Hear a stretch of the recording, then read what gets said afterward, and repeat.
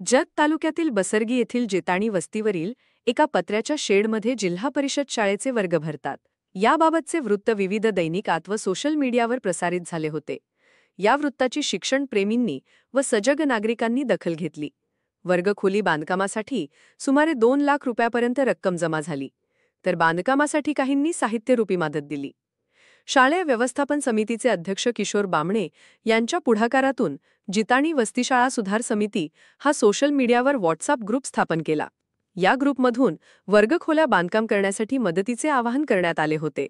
शिवाय दैनिक पुढारीचे तालुका प्रतिनिधी विजय रुपनूर यांनी सुद्धा मदतीसाठी आवाहन केले होते.